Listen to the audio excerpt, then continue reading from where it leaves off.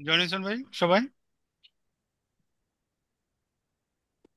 Sir আর একজন বাকি আছে। আমরা আস্তে আস্তে স্টার্ট করি, হ্যাঁ। ওকে। দেখেন,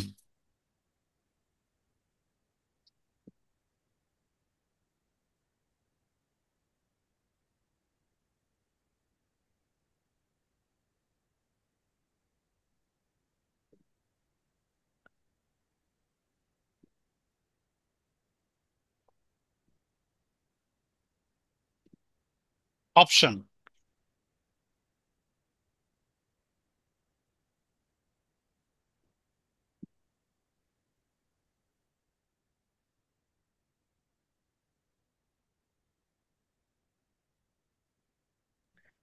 স্যার আমাদের থিওরি কি ইংলিশে হবে নাকি বাংলা হবে?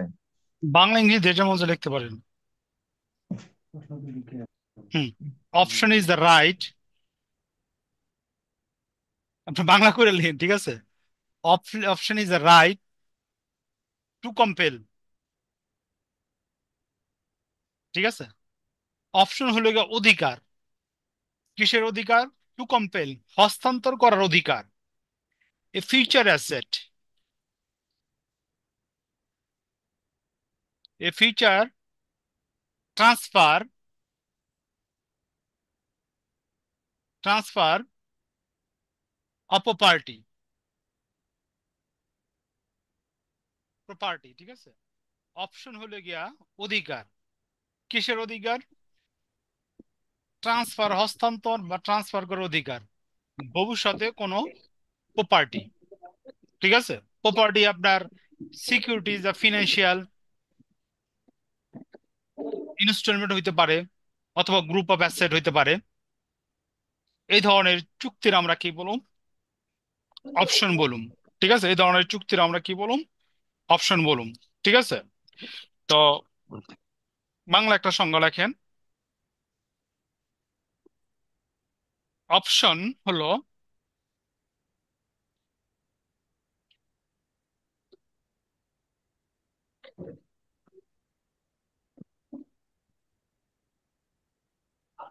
অপশন হলো এমন একটি চুক্তি,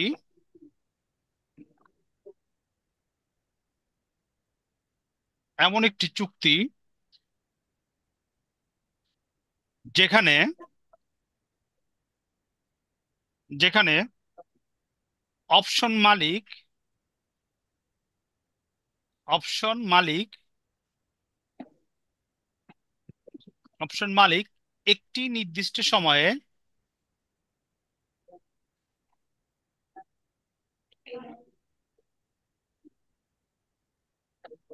নির্দিষ্ট সময়ে বা তার পূর্বে,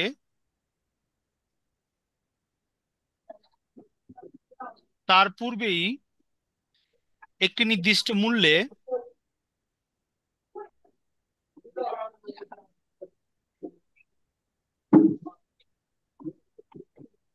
একটি নির্দিষ্ট মূল্যে সম্পত্তি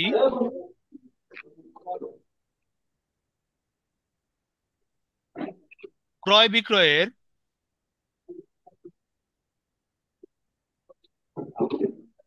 ক্রয় বিক্রয়ের অধিকার রাখে, ক্রয় বিক্রয়ের অধিকার রাখে, তাকে বলা হয় অপশন। আমি বুঝতে পারছি ভাই? হ্যালো, আমি অপশনটা বুঝতে হ্যাঁ, পারছি। বুঝতে পারছি। ওকে। জি, জি স্যার। না বুঝলে ভাই বলেন, ঠিক আছে। নাহলে কিন্তু আমার সমস্যা হবে পরবর্তীতে আবার। আরেকবার অপশনটা বুঝাইলে ভালো হয়। আচ্ছা আচ্ছা, একটা চিত্র আসলে, চিত্রটা দিলে বুঝে যেতেন। আচ্ছা, লেখেন। Permission,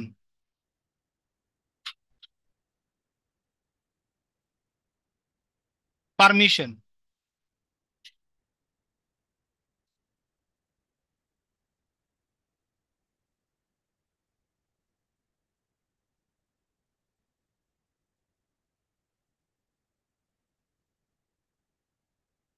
writer sell of option,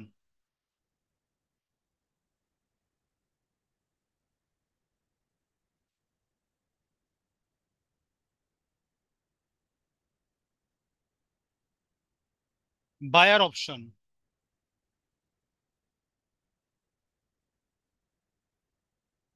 buyer option,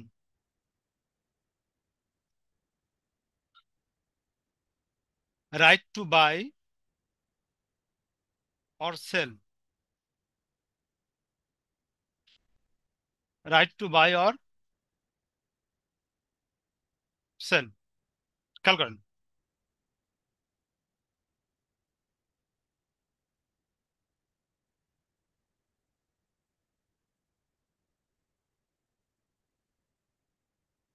option is a contract or permission between the buyer and seller,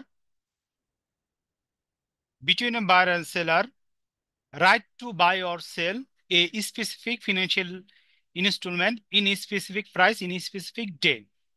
অর্থাৎ অপশন হলে গিয়া ক্রেতা এবং বিক্রেতার মধ্যে এক ধরনের চুক্তি, যেখানে নির্দিষ্ট প্রিমিয়ামের বিনিময়ে নির্দিষ্ট পরিমাণ আর্থিক সম্পত্তি নির্দিষ্ট দিনে তারা ক্রয় বা বিক্রয় করতে ইচ্ছুক, তাকে কি বলা হয়? অপশন বলা হয়। বুঝতে পারছি?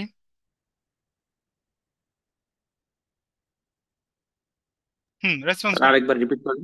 আচ্ছা, একটা উদাহরণ দেই, ক্লিয়ার হয়ে যাবে, হ্যাঁ? মনে করেন, মনে করেন মিস্টার হাসান, হুম, বলতেছে আমি 10,000 শেয়ার বিক্রি করুন 4 বছর পর। একটা শেয়ার দিতে হবে আমার 110 টাকা। ঠিক আছে? ক্লিয়ার এতটুক? ওকে। মনে করেন মিস্টার জাহিদ তার সাথে কি করলো, কন্টাক্ট করলো, কন্টাক্ট করলো। ঠিক আছে? বললো আমি আপনার 10,000 শেয়ার 110 টাকাতে কিনুন। 10,000 শেয়ার 110 টাকাতে কিনলে কত হয়?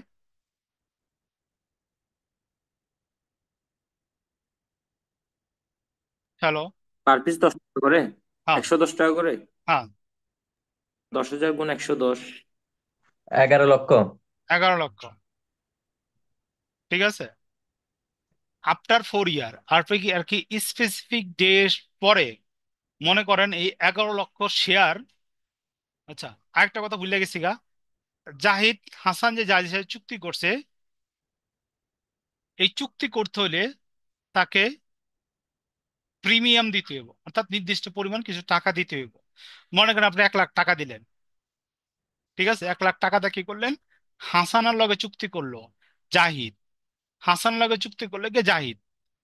তো 4 বছর পর ওই শেয়ারের দাম, মনে করেন আমার বাইরে গেছে, 4 বছর পর শেয়ারের দাম কত?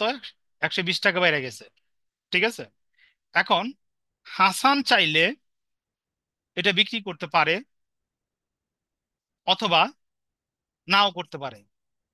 হাসানের ইচ্ছা, যদি বিক্রি না করে জাহিদের প্রিমিয়াম ফেরত দিয়ে দিব, যদি বিক্রি করে জাহিদ কি হয়ে যাবে? বেনিফিট হয়ে যাব পারিয়া 100 টাকা কইরা।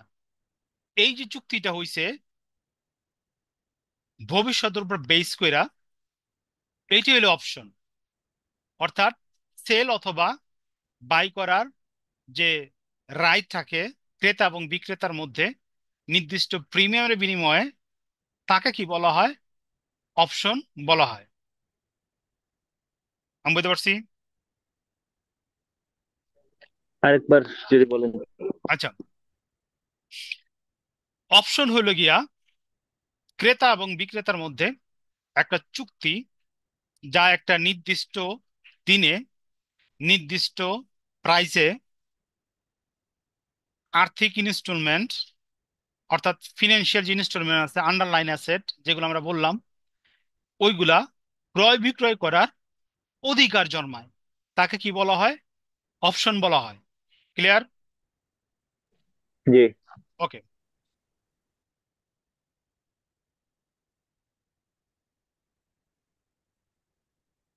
এটা বুঝেন, এটা আমাদের অঙ্কে লাগবে থিওরিটা।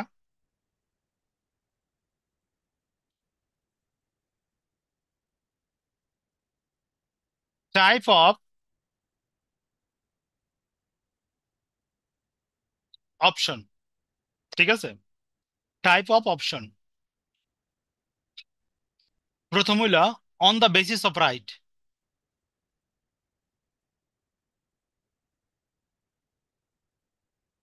বেসিস অফ রাইট, অধিকারের ভিত্তিতে। অধিকারের ভিত্তিতে। অধিকারের ভিত্তিতে। অধিকারের ভিত্তিতে অপশনে ভাগ করা যায় দুই ভাগে। একটা হলো কল অপশন। হুম, কি বুঝে না? সরা। Call option,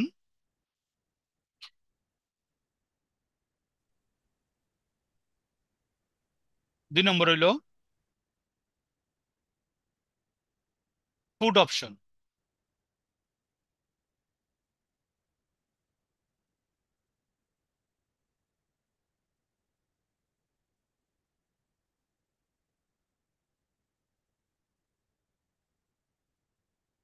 put option, call option, pull option. আচ্ছা।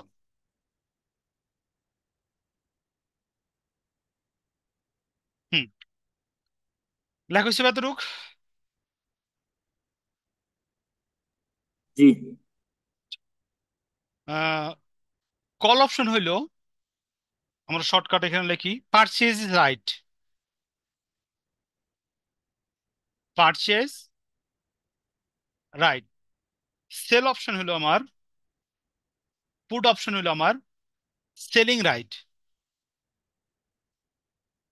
Selling right. অপশন চুক্তিতে আপনার উল্লেখ থাকবো কল অপশন নাকি পুট অপশন। এখন আমি কল অপশন এবং পুট অপশন নিয়ে একটু বিস্তারিত আলোচনা করব।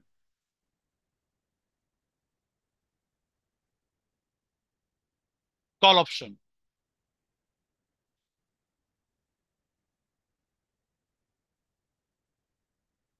Call option.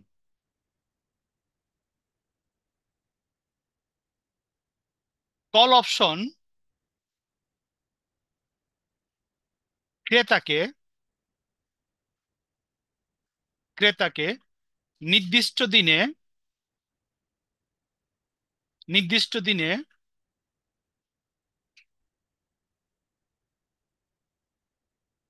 নির্দিষ্ট মূল্যে,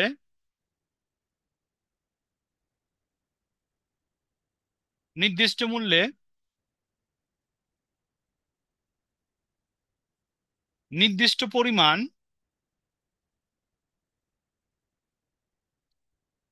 আর্থিক সম্পত্তি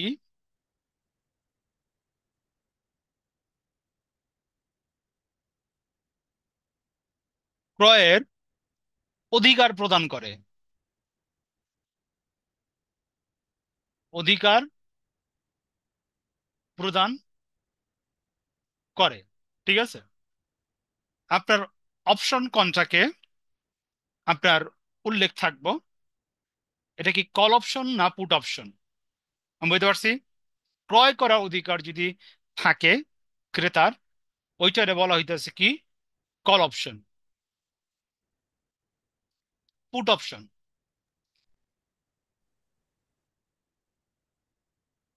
পুট অপশন। পুট অপশনে, পুট অপশনে বিক্রেতাকে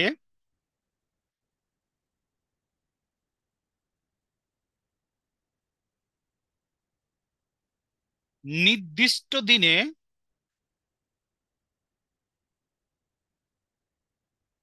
নির্দিষ্ট মূল্যে, নির্দিষ্ট মূল্যে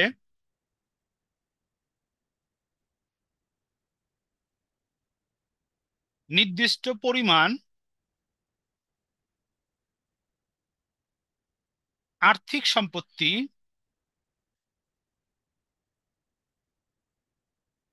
আর্থিক সম্পত্তি বিক্রয়ের অধিকার প্রদান করে, অধিকার প্রদান করে থাকে। আসো, কি এনেছো? অধিকার প্রদান করে থাকে, তাকে বলা হয় কি? Put option. কি এনেছো? গ্রিল এনেছো? দাঁড়াও দাঁড়াও, ক্লাস করে নেই। আচ্ছা, দেখেন তো, আমি আপনারা বুঝাইতে পারছি কল অপশন আর পুট অপশন? না বুঝলে আবার বলেন। হ্যালো? হ্যালো? জি স্যার স্যার, বুঝছি। ওকে। স্যার, এখানে জাস্ট কল অপশনে ক্রেতাকে অধিকার দেওয়া হয়, আর পুট এখানে অপশনে এখানে বিক্রেতাকে বিক্রেতা দেওয়া হয়, অধিকার দেওয়া, এতটুকু হ্যাঁ হ্যাঁ পার্থক্য। হ্যাঁ। হ্যাঁ হ্যাঁ হ্যাঁ, জি, এটাই পার্থক্য, মূল কনসেপ্ট। বুঝতে পারছি। থিওরি বুঝা পড়বেন তো মুখস্থ করতে হইব না, পরীক্ষার হলে আপনি নিজে থেকে লিখতে পারবেন। ঠিক আছে? আর আপনার সবার আগে যে থিওরিটা পড়বেন ফিনান্সিয়াল ডিরাইভেটিভস এর, কারণ এগুলো আপনার পার্ট বাই পার্ট বুঝা পড়তে হইব, কারণ এই বইটা টোটালি আপনাদের নতুন কনসেপ্টে করা। ঠিক আছে? ওকে। তারপর লেখেন প্রয়োগের ভিত্তিতে।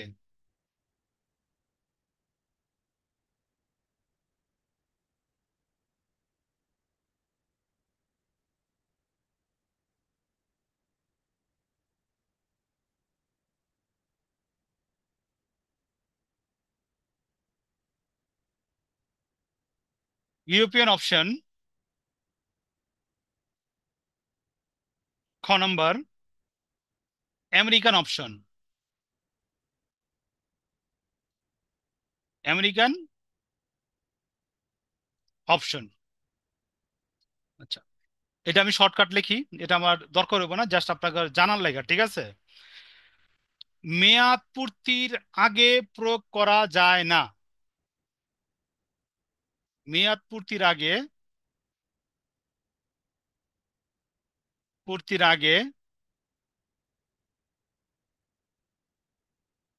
প্রয়োগ করা যায় না।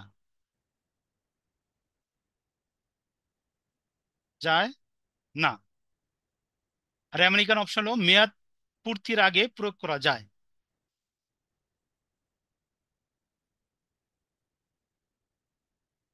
মেয়াদ পূর্তির আগে প্রয়োগ করা যায়,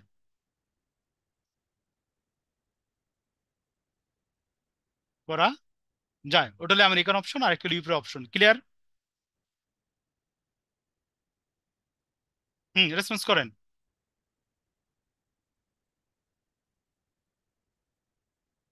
hello? Europe option, American option clear সবার? হ্যাঁ স্যার, ক্লিয়ার। ওকে। তারপর লেখেন বাজার মূল্যের ভিত্তিতে।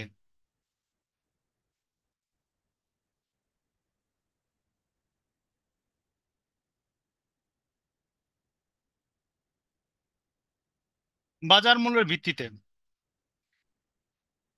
In money option,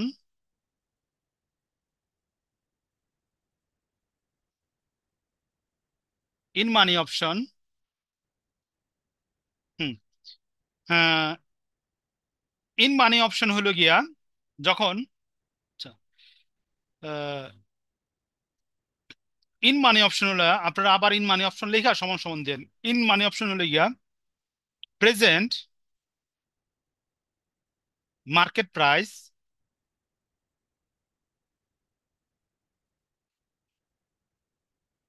present market price যদি বড় থাকে, ফিউচার মার্কেট প্রাইস যদি ছোট থাকে,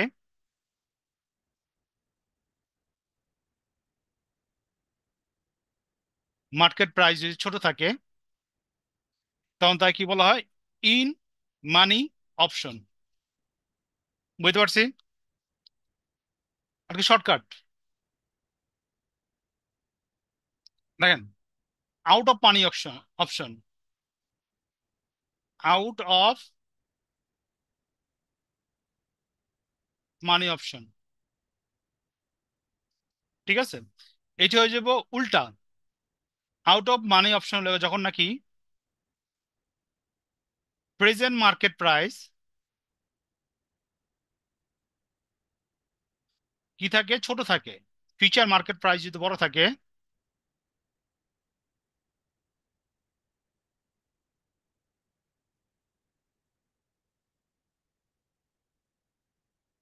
ছোট থাকে, তখন কি বলে? Out of the money option. Last অপশনের ক্লাসিফিকেশনের at the money option.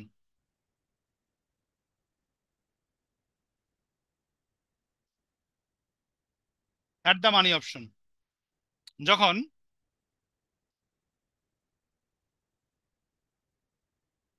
Market price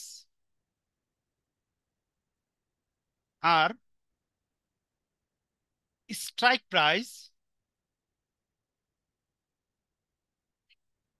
যখন মার্কেট প্রাইস সমান সমান স্ট্রাইক প্রাইস হয়, তখন তাকে কি বলা হয়? At the money option. অর্থাৎ প্রেজেন্ট প্রাইস সমান সমান ফিউচার প্রাইস, তখন কাকে কি বলা হয়? At the money option. বুঝতে পারছো এতটুকু ভাই?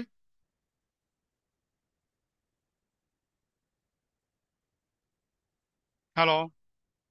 বস, ওই যে market price is equal to strike price না? হ্যাঁ, market price is equal to strike price, এটা অর্থ হইলো গিয়া প্রেজেন্ট মার্কেট প্রাইস সমান সমান ফিউচার প্রাইস যদি থাকে, তখন আমরা কি বললাম? At the money option. বুঝতে পারছো এতটুকু ভাই? তার মানে এক্ষেত্রে আমার প্রেজেন্ট মার্কেট ভ্যালু এবং future market value same same হইব। থাকবে, তাই তো? তখন হ্যাঁ হ্যাঁ, তো এটা তখন তো আমরা এভাবে লিখতে পারি যে প্রেজেন্ট মার্কেট প্রাইস আর ইজ হ্যাঁ লিখতে ইকুয়াল পারি, টু লিখতে পারি। Future market price. হ্যাঁ লিখতে পারি, কোনো সমস্যা নেই। এটা লিখলেও আচ্ছা, সমস্যা নাই কেন, ঠিক আছে। আচ্ছা, আহ এতটুকু ক্লিয়ার হয়েছে? জি ক্লিয়ার। আচ্ছা,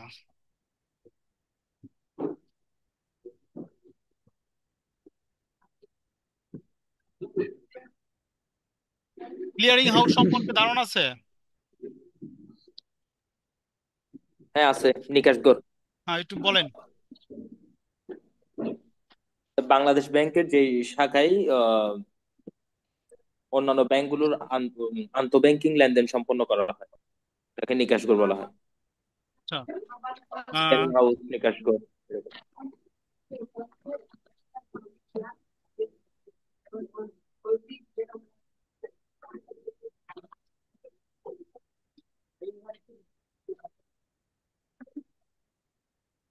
ওয়েট করেন।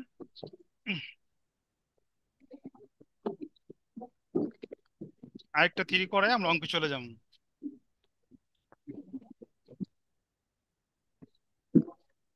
আচ্ছা, ওটিসি।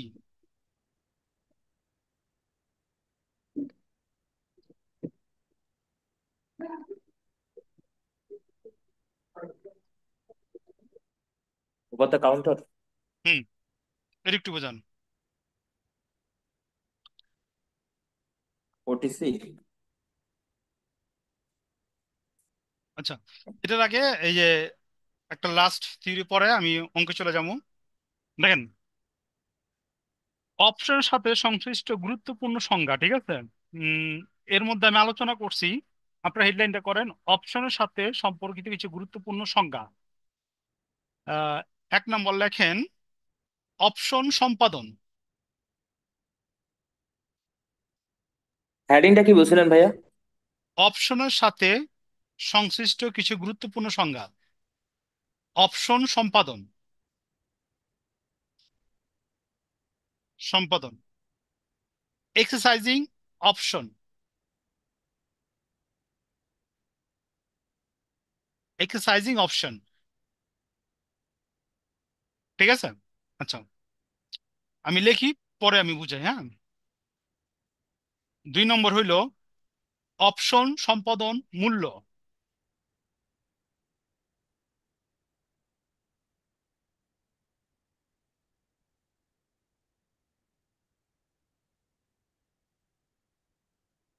মূল্য, striking or exercise price.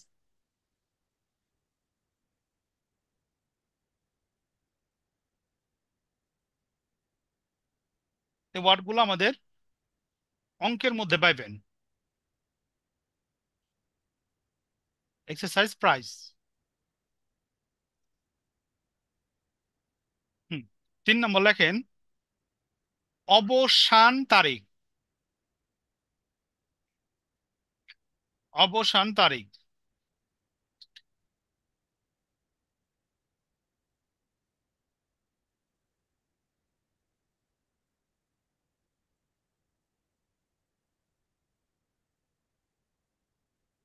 Expiration date.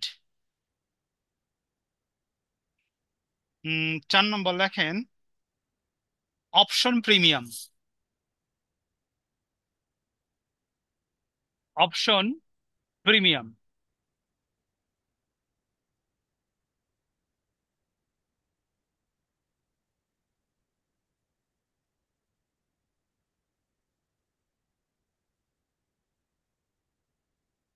হুম।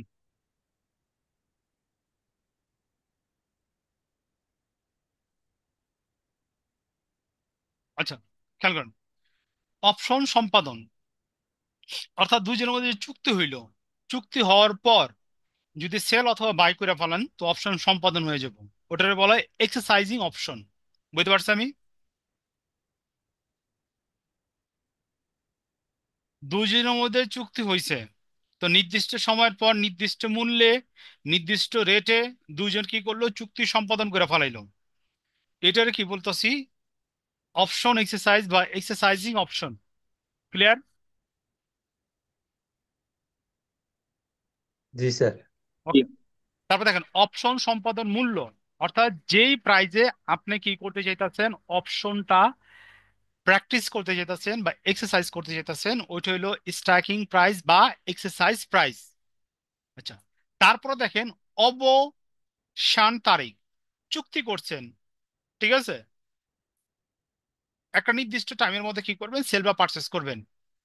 তা আপনি করছেন, এটার কি বলে অবসান তারিখ। যদি না করেন তাহলে ওটা কি হয়ে যাব, ডেথ অপশন হয়ে যাব। ওটা কি হয়ে যাব, ডেথ অপশন। যদি চুক্তি সম্পাদন আপনারা না করেন, অপশনটা কি বাতিল বা শেষ হয়ে যাব। অপশন প্রিমিয়াম, তারপরে আমি বলছি কল অপশন বা পুট অপশনের মধ্যে চুক্তি যে হইব, অবশ্যই চুক্তির মধ্যে কি থাকতে হইব, প্রিমিয়াম থাকতে হইব। প্রিমিয়াম ছাড়া কি হইব না, অপশনের চুক্তি হইব না।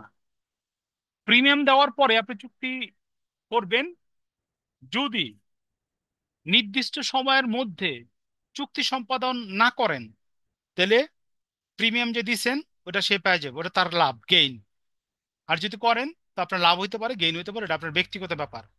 তো অপশন চুক্তি করার সময় যে টাকাটা দিবেন আপনি, ওটাকে কি বলা হয়, অপশন প্রিমিয়াম। প্রিমিয়াম ছাড়া কি হইব না, অপশন কন্ট্রাক্ট হইব না। আমি বুঝতে পারছি? এতটুকু বুঝছেন ভাই? জি sir.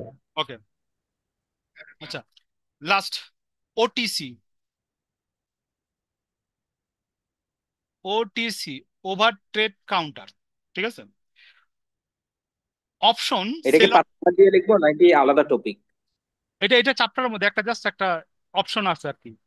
OTC, over trade counter.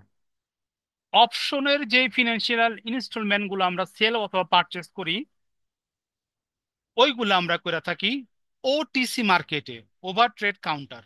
ঠিক আছে, এগুলো কিন্তু আপনার এই যে মানি মার্কেট বা ক্যাপিটাল মার্কেটে আমরা এটি করি না, এটা মার্কেটের বাইরে করি, ওটিসি মার্কেটে করি।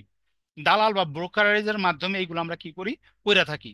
ওটিসি মার্কেট তো বুঝেন, অর্থাৎ যেগুলো নাকি শেয়ার মার্কেটে ট্রেডেড হয় না, যেগুলো নাকি বাইরে ট্রেডেড হয়, ঠিক আছে, ওইগুলা কি ওটিসি মার্কেটে। ওটিসি মার্কেটে কি অপশন কি করে এক্সারসাইজ করা হয়ে থাকে। আমি বলতে পারলাম এতটুক? আমি বলতে পারলাম এতটুক ভাই? রেসপন্স করেন।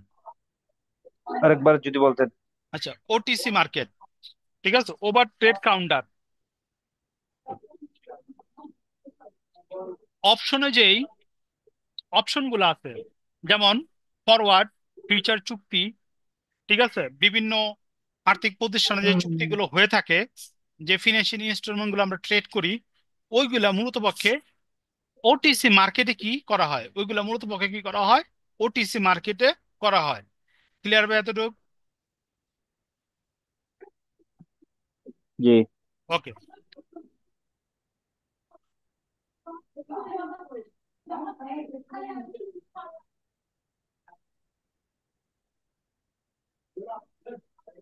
হুম,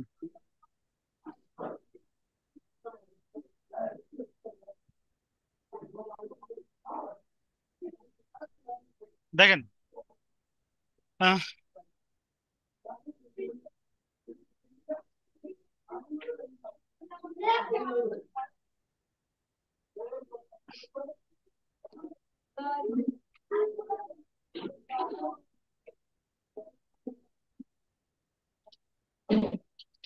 কোশ্চেন দেখতেছেন?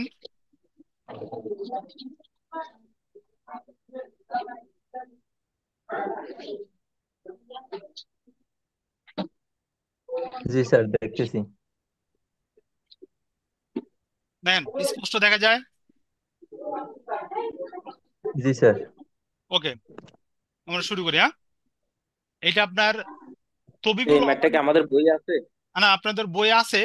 এমন তেমন চেঞ্জ করা, ঠিক আছে। আর কি বোর্ডের অঙ্ক হুবহু এরকম একটা আছে। এটা আমি বই থেকে কপি করছি। আপনার এই যে ফিনান্সের যে রাইটার আছে তবিবু স্যার, এই যে কি পাবলিকেশন, মিলেনিয়াম পাবলিকেশন, ওই বই থেকে, ঠিক আছে। দেখেন, a trader enter in a short forward contract টাকা 1 lakh British pound, there for exercise rate 1.5 per US dollar. How much does trader gain or loss if the exchange rate at the end of the contract is 1.49 এবং 1.52 যদি হয়? কোশ্চেনটা বুঝতে পারছি? ভবিষ্যৎ আর চুক্তি একটু করছে। বুঝে দিলে ভালো হতো। আচ্ছা, আর একটু বলেন। ভবিষ্যৎ চুক্তি করছে, ঠিক আছে। ভবিষ্যৎ চুক্তি কি করছে? আপনার 1,000 পাউন্ড নিব, কিনবো, ঠিক আছে। তো ফরওয়ার্ড প্রাইস আসলো 1.50, যখন নাকি আপনার 1.50 বলতেছে 1.49 হলে গেইন হইব না লস হইব, 1.52 হলে গেইন হইব না লস হইব, ঠিক আছে। আচ্ছা, আমি বোর্ডে যাই, বোর্ডে গেলে আপনার আরো ক্লিয়ার হইব, ঠিক আছে। কোশ্চেন তো মোটামুটি বুঝছেন আর কি। ট্রেডার গেইন হ্যাঁ হইব জি না লস বুঝছি। হইব, ঠিক আছে। ভাই আর একটু বুঝাই দিলে প্রশ্ন ভালো হইতো। ফরওয়ার্ড একটু কন্ট্রাক্ট, বিস্তারিত ভবিষ্যৎ বাংলা চুক্তি। সহ। আচ্ছা, এ trader enter in a short forward চুক্তি, অর্থাৎ ভবিষ্যৎ চুক্তি করছে। কত পাউন্ড দিব? 1,000, 1 লাখ পাউন্ড দিব। The forward exchange rate 1.5 per US dollar. চিন্তা করতেছে এটা পার ইউএস ডলার হইবে 1.50, ঠিক আছে। How much does trader gain আর লস? ট্রেডার কি গেইন হবে না লস হবে if the exchange rate at the contract, অর্থাৎ চুক্তির শেষে যদি এক্সচেঞ্জ রেট 1.49 হয়ে যায় এবং 1.52 হয়ে যায়, তাহলে গেইন হইব না লস হইব? ঠিক আছে, আপনি আশা করতেছিলেন 1.5, ওইখানে 1.49 হলে লস হবে না গেইন হইব, 1.52 হলে লস হবে না গেইন হইব, ঠিক আছে। আর কি exchange of currency.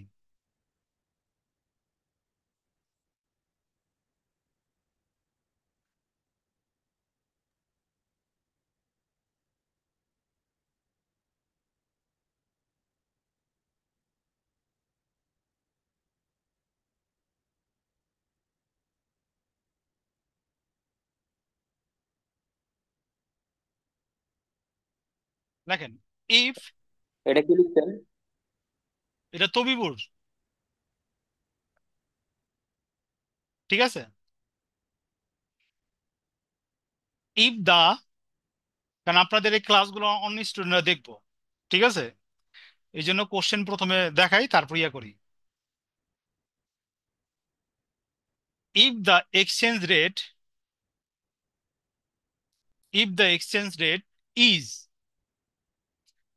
1.49 US dollar,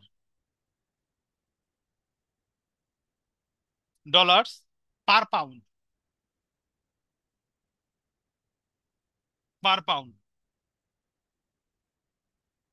gain. দেখেন, 1.5 মাইনাস 1.49 গুণ 1 লাখ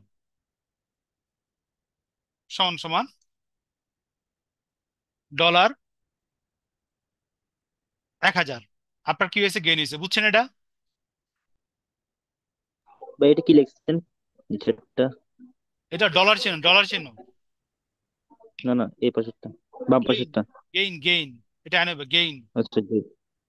হ্যাঁ মামা, আর একটু পরে আসি। আচ্ছা, দুই। ভাইয়া প্রশ্নটা তো ভুলে গেছি, এখন মুখস্থ করবো। না না না না, রেকর্ড আছে না, ক্লাস রেকর্ড আছে না। অথবা আমি দিয়ে দেবো না, পিডিএফ ফাইল দিয়ে দেবো না আপনারা, টেনশন করেন না ওটা নিয়ে। ঠিক আছে। আর আচ্ছা ওটা, ঠিক আর আছে। ওটা তো আমার রেকর্ড ক্লাসে থাকবোই আপনার।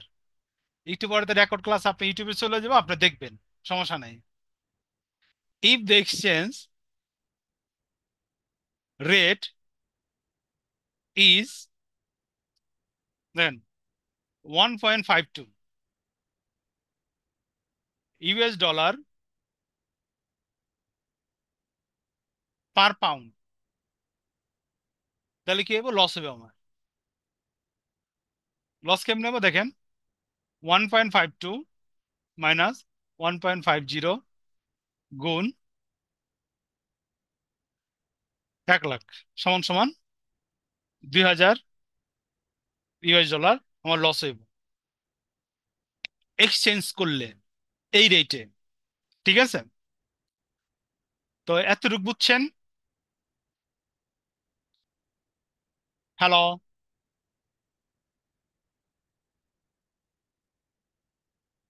হ্যালো। রেসপন্স করেন। না বুঝছি। হ্যাঁ ভাই স্যার, দেখছি। আচ্ছা দেখেন, আর একটু।